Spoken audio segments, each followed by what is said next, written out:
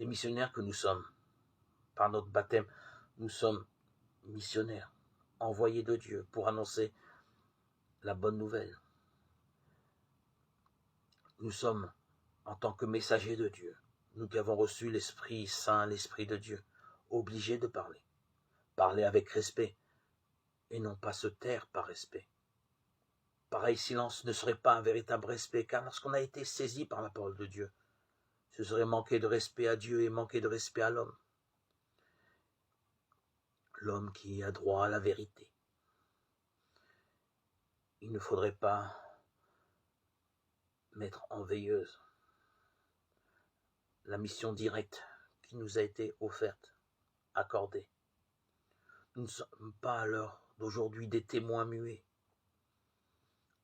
À cette heure présente, je transmets le message, annonce la bonne nouvelle par ces audios de manière anonyme.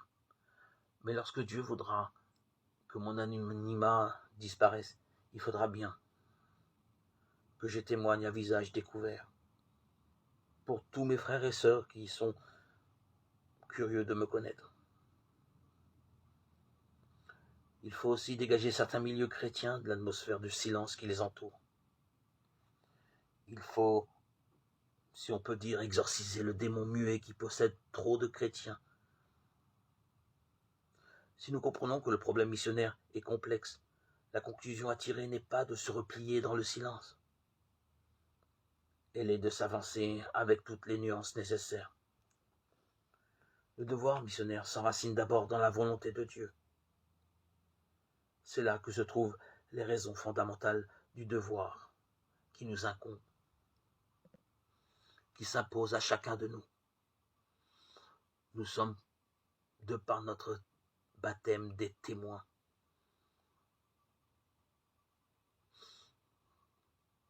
Nous faisons cet acte de parler, de témoigner, non pas d'abord par amour pour les hommes, mais par amour pour Dieu. Dieu est amour et il nous faut aller porter son évangile d'amour à travers le monde.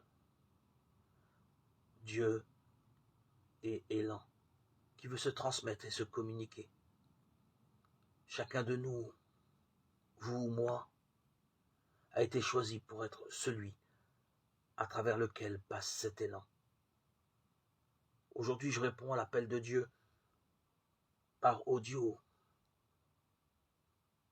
Peut-être demain, ce sera à visage découvert dans ma propre communauté juive où je me trouve. Et ce sera la surprise, la stupéfaction, l'étonnement. Moi, qui ai si zélé dans mon enthousiasme, dans mon dévouement pour aider l'autre. S'il savait que je faisais ça au nom du Christ, la joie serait à leurs yeux transformée en amertume.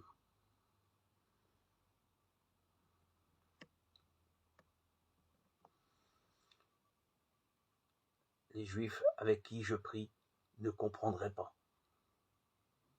Et comme il y a 2000 ans, pour les pharisiens, m'excommunieraient de la communauté, avec lequel je tiens de très bonnes relations.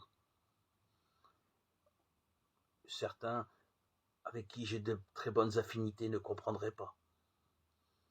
Mais eux-mêmes me rejetteraient comme ils ont rejeté Jésus. Il m'est bénéfique aujourd'hui de garder l'anonymat pour garder ce lien social avec mes frères et sœurs qui ne sont pas de la même pensée que moi, puisqu'ils n'ont pas reçu cet esprit de Dieu, cet Esprit Saint. Ils ont refusé le baptême, donc le recevront jamais. Laissons Dieu faire. Il est si bon, si puissant, comme il a été puissant dans ma vie. il sera puissant dans l'avenir pour que je puisse partager cet amour de Dieu au nom du Christ avec mes frères et sœurs juifs.